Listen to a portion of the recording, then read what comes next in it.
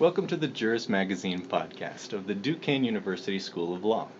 My name is Justin Ring, and I'm here with my fellow law students Matthew Bedingfield and Adam Quattrini to interview Jacob Rooksby, a scholar and assistant professor of law here at Duquesne.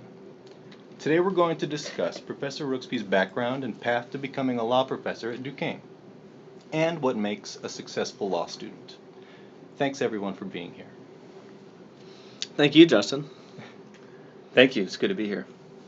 Well, good morning, Jacob. Professor Rooksby. First of all, happy Halloween to you. Thank you. To you as well. Do you have a favorite candy? You know, I am more of a chocolate fan than candy. Dark or regular chocolate? Both. Not particular. And there's also a special occasion. I understand that it's your daughter's first birthday. It is. She turns 1 today, 9:31 p.m. Congratulations. Thank you. Congratulations.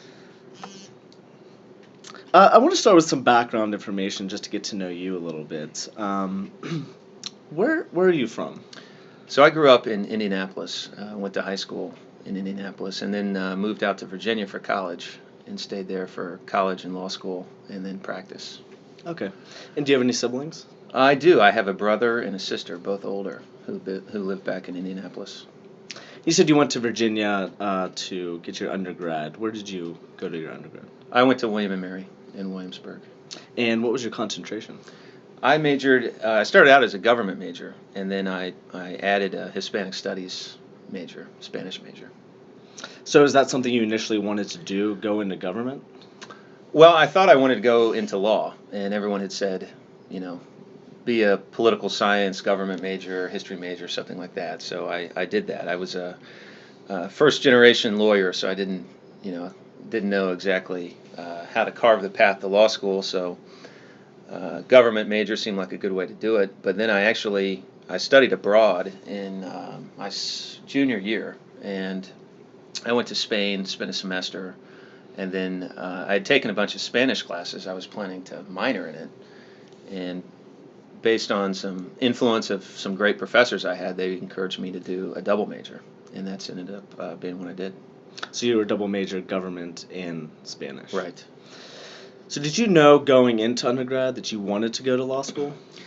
Yeah, I did. I think since high school, I'd had a sense that I wanted to go into law. Why in particular, I don't know. I had always enjoyed sort of debate and speech and the typical things that law students tend to like. And, writing was something that I enjoyed. A lot of people don't like writing. And I think based on those sort of attributes and inclinations, I thought this is something that I want to pursue. But like I said, we didn't have a lot of, friends or family that were attorneys. We didn't have any family members and very few, neighbors or family friends or anything like that. So it was sort of on a lark that I decided to go. And this was in a time period where, there were these great six-figure jobs dangling at the end of law school for anyone who, could breathe and pass the bar exam. So I thought, terrific. I don't know what else I'm going to do. I think I'll go in this direction. That started to change a little bit by the time I was a senior. I developed an interest in education through some coursework at William & Mary. And so I thought what I would do was pursue both a master's degree in education and a law degree. And those two disciplines don't overlap all that often, or didn't seem to overlap all that often, but I was interested in both. And so I considered, the other thing I considered other than law school was Teach for America. And actually I got offered a position to teach down in Texas to fourth graders. And it was in the Rio Grande region. I thought it would be a really interesting time, but I just, at the end of the day, decided to stay in Virginia. So you stayed in Virginia, and did you immediately, upon graduation, take the LSATs and go to law school, or did you take any time off? I didn't take any time off, no. So I took the LSATs in the fall of my senior year. And then you went straight through. Okay. And you go to law school. Where did you attend law school? So I started out going to William & Mary Law School, and that was a great thing. Initially the comfort zone aspect was still there, but then I also wanted to pursue the education aspect. And UVA had a really interesting master's degree in social foundations of education. And so I ended up transferring after my first year at William & Mary and going to UVA. And then I started pursuing both at the same time. Williamsburg had started to get a little small after having been there for 4 years. As an undergraduate, I was confused as a fifth-year senior, which really didn't, settle too well with me. So I made my way down the highway to Virginia and ended up there for the law degree and the master's. I can relate. And people ask me why I didn't go to my undergrad law school, Dickinson Law School, and I said I couldn't stay in Carlisle for another 3 years, so that's why I ended up here. So you go to law school, you still have a interest in education, and here at Duquesne, you're interested in teaching higher education. Did you always know that you wanted to concentrate in higher education, or did that develop over time? It was, you mean, did I always know that I wanted to teach? Is that what you mean?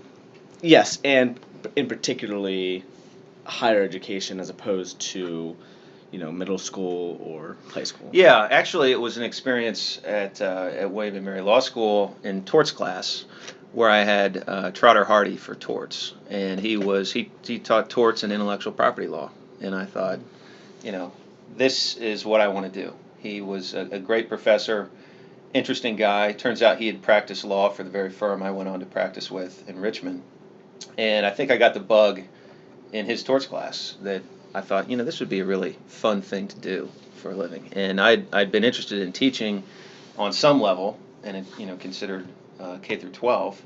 So yeah, it was during law school that I thought, I'd like to try to be a professor. And but I wanted to practice too, and because I didn't know what that, to that point I didn't know what that entailed. And so I thought, let me combine these interests and see where it leads. And it ended up working out quite well, because there was a firm in Richmond where I ended up that had a higher education focus and also did intellectual property law, which I became interested in law school. So I was able to do both in my private practice, and that's kind of what further honed my academic agenda and led me to where I am now. So you were able to pursue those disciplines at the law firm you went to. I know a lot of students, when they graduate, kind of get thrown into a situation or practice area where they don't really want to be. Right. Yeah, I was lucky in that the timing was right when I went to law school, and there were lots of jobs for graduates, and the training was on the job a lot of the times. So the firm I joined, it was also fortunate that they had a practice in higher education, and I had met through the summer associate program the partner who was in charge of that program, or in charge of that practice area.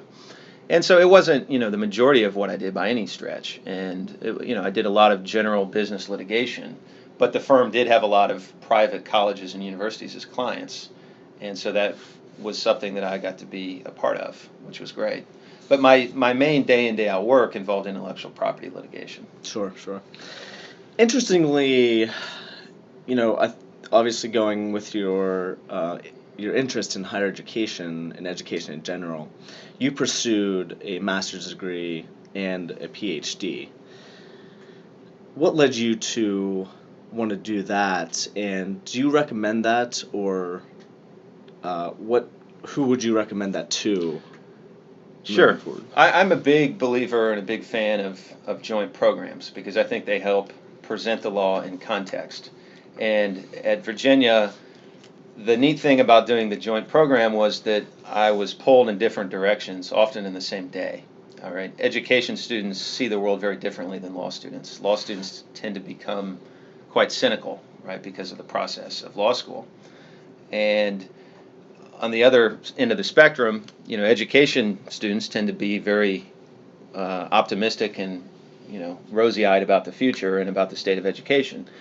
So I was in one environment a cynic, in the other environment an optimist, and so I was constantly sort of being pulled in different directions, and it caused me to have to analyze more deeply the experiences that I was going through and where I stood on certain issues. So I think that's something that comes out of any joint program, is just realizing there's different ways of looking at the world. And law isn't practiced in isolation. You're practicing for clients that are within a certain industry. And it's often helpful to have an understanding of history or of science or other disciplines that bear on that business. And I think you can get that through a joint program. That's not to say that everyone should do one. If you don't have that interest area, then don't do it. It also, of course, takes more time and costs more money. I was lucky because I was able to fit in the master's in 2 years, so it didn't take any additional time at Virginia. It meant I took a lot of classes. I was taking 18 to 21 credits a semester, so I had my hands full. But I think it was actually good preparation for practice because it required me to be very disciplined and focus on time management. I think that's really interesting, and I totally agree that gets you prepared for what you really want to do. Shifting our attention then to Duquesne, do you see that being developed here? Are there programs at Duquesne that allow you to do that? And how do we make more programs that allow you to experience that? Well, we certainly, I know, have joint programs on the books, and I think it's up to the interest of the students who want to pursue them. I know also that you can take, I think, up to 2 courses or 6 credits outside of the law school, and that's something that I would encourage any student to do, to the extent it would further an interest area that they already have within the law. And so I think the structure is here. It's just a matter of promoting it, perhaps. Certainly. And how many years, Professor Rooksby, have you been at Duquesne? So this is my 2nd year here. Okay. And how did you find Duquesne, being a Southern boy? Well, Duquesne is an institution I was familiar with going back to my days in Indianapolis. Growing up, I played basketball, as everyone does in Indiana. It's a rite of passage. You have to do it. And I remember going to Butler University for basketball camp, and they had banners in Hinkle Fieldhouse, which is where they shot portions of the movie Hoosiers. And they have the names of different institutions that were in their league at the time. And Duquesne was one of them. And like a lot of folks who hadn't heard of Duquesne, you don't know how to say it. You don't know how to pronounce it. Duquesne. Duquesne. So that's where our Duquesne first came on my radar. And then I actually had, in private practice, a client that was based in Pittsburgh. So I came up to Pittsburgh. And the first meal I ever had was at the hotel over there in the Chatham Center. Mm. And I remember being with a law partner, and I said, I saw a sign for Duquesne University. I didn't know it was based here. He said, yeah, it's right over there. And so it's been a place that was, that I was familiar with through those ways. And then when I went on the hiring market, which is we can talk about if you like, but is a very set process for how one becomes a law professor. I interviewed with Duquesne, and I immediately was attracted to the institution and to the folks here who interviewed me, and the rest is history. Well, we're obviously and certainly happy to have you here. What do you teach? I know you teach torts, and what other classes do you teach? So the core courses I teach every year are torts and fundamentals of intellectual property law, which is a survey of the various disciplines within IP. And then I teach some electives each year as well, typically within the IP concentration. So in the spring, I'm teaching a course called Technology Innovation Law, which focuses on how law is used to further innovation and move technologies out of universities and other research centers into useful application. I'm also teaching a new course, a 1-credit course on social media in the law that also fits within the IP concentration and several other concentrations as well. When we say IP, we're talking about intellectual property, and for better or for worse, we all know about torts, so I'd like to focus on intellectual property, IP law. Sure. Can you explain in simple terms what intellectual property is? Sure. Intellectual property consists of 3 or 4, depending on who you ask, different regimes. Copyright, trademark, and patent, and trade secret is also typically included as well. The bases for these different regimes are different. Patent and copyright are provided in a clause in the Constitution. They're contemplated under the Constitution that these awards will be granted to authors and inventors. And the theory is we will give you some protection in order to incentivize the disclosure of creative works, whether they be eligible for copyright or patent. And then some exclusivity attaches to that so that an author can exploit that work and the public can benefit from it. Trademark has a little bit of a different underpinning. It's under the Commerce Clause, and it's basically to prevent consumer confusion, to aid consumer choices in the marketplace so that providers of goods and services can distinguish their goods and services from others, and we as consumers can benefit from that as far as reduced search costs when we're looking for products that we want. Right? We know that we've had this iced tea beverage before because it has the Lipton label on it, and we've come to associate Lipton with quality. So, extrapolating upon that, can you give us an example or explain in layman's terms the difference between a trademark, a copyright, and a patent? Well, there's lots of differences. It depends on what you want to focus on. I think for the purpose of an individual, or thinking from the standpoint of an individual, copyright is something that we can all understand because every day we as lawyers and law students produce things that are copyrightable, right? If not copyrighted. So we write emails, we take notes, we write papers. All these things, to the extent that they're original expressions, are protected by copyright. You don't have to file for a copyright registration. You can. Most wouldn't and for these types of works, but you have protection in them. Most folks, though, in their day in, day out life will not have the same level of interaction with the patent system. So you may not invent something. Right? These are inventive works we think of as applying to certain industries, although increasingly they apply to all types of businesses and even businesses that don't make anything tangible. Right? Software companies or app developers, their processes can be protected by patent. So an individual consumer may interact with products in the marketplace that are covered by patent, but may not think about patent in terms of their own work.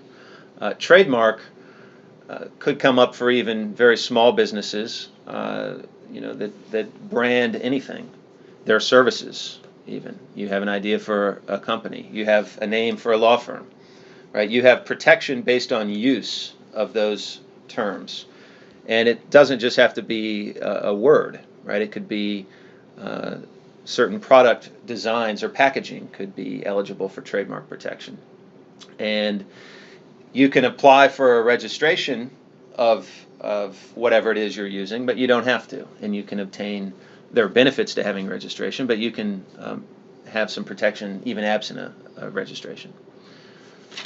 And going off intellectual property and being able to protect your original ideas, we shift into China, and I think we all have a general understanding of China's tendency to steal original ideas. That said, you are the co-director of the China program, and I had the privilege of going on that program this past summer. I had an amazing time. Can you explain the importance of the China program, what it means to go on that program, and how it influences your standing as a student? I think that our China program is an incredible opportunity for our law students to get to see how the world's largest and most developing economy is interacting with the legal system, and it has direct application on our lives as lawyers over here. And lots of people have probably heard me tell this story before, but I started out in McGuire Woods in Richmond, and I had never been to China. I didn't know, the first thing about China. And in week one on the job, I was told, you are going to be helping handle the trademark and domain name portfolio for a large Pittsburgh-based company that has dealings in China. And what we need you to do is understand Chinese intellectual property law and how we should be advising the client. So this ended up being not just a one-time project, but a weekly undertaking for me. And it opened my eyes to the difficulties of American corporations that are trying to do business in China. And intellectual property is at the heart of the matter, right? Many companies are finding they want to go into China. They can't go in alone, right? They need to partner with a local company as part of a joint venture. There's governmental involvement, and then they find that their brand is already being used over there. Mm-hmm. People already think the company is there because they see trademarks of the company there. There's freestanding Apple stores in different parts of China. There have been operating, Starbucks in China. All these major corporations, right, which have had severe difficulties in going over there. That's one part of the story. The other part of the story is now China is coming over here. They're wanting to do business in the United States with our companies. And so it goes both ways. So I think our program is important because it exposes students from a legal perspective to many of these intricacies. Right? They learn about how Chinese laws are so different than ours and the hurdles that American clients face in doing business over there. So I think it's of direct relevance to a law practice in the 21st century for anyone who's doing business law. And that's the curricular and professional value of this program. But I think it's more to it than that. China is unlike any other foreign country. It's not like going to a country in Western Europe. It is quite different, as you know, from life in the West. So I think it's just an incredible opportunity for our students to not have to worry about the major details that you would have to worry about in taking a trip to China later in life. Right? We have over 20 years of experience doing this under the leadership of Professor Liu and Professor Pelayath, who really opened the doors to China before there were any other programs over there. So I would highly encourage any of our students to consider our program. And for our listeners that will hear this, I can personally attest to that. I was anxious about going. You hear all different kinds of things about what goes on over there. None of those of what I recognized, be it the pollution or ever being concerned about going out at night. It was one of the best experiences I've ever had, and I thank you and Professor Liu for that. And for those students who are on the fence about doing that, I highly, highly recommend it. Moving now to you as a professor and the student relationship in your capacity as professor. I think it's one of the most important things that influences one's career path. As you said, Mr. Trotty certainly had that impact on you. Trotter Hardy. To you, as a professor, your second year at Duquesne, what do you believe you have over a student, and how do you influence a student? How do you make a successful student? I think our job is to plant ideas and let them germinate and cultivate them how we can in the classroom and outside of the classroom. I want to be approachable as a professor. I think it's important that students see us as humans, right? That we're not infallible and that we don't know everything. You'll quickly learn as a lawyer, nobody knows everything. Judges, although they wear robes, don't know everything. It requires research. It requires work. Law is always changing. And so, if anything, I think my job is to cultivate a curiosity about the law and to never be satisfied with an initial answer, because I think those are the traits of the most successful attorneys that I know. And that is how I always wanted to be in practice, and that's how I want my graduates to be in practice. And how does Duquesne as an institution, aside from hiring professors like yourself who have those ideas, who are approachable, how do we create successful students? Well, I think it's part of the fabric of what we're doing here. I mean, I think it's not, this isn't terra nova for Duquesne University. We have decades of experience of producing excellent graduates. I mean, look at the results. More judges in the state have Duquesne law degrees than any other law school at all.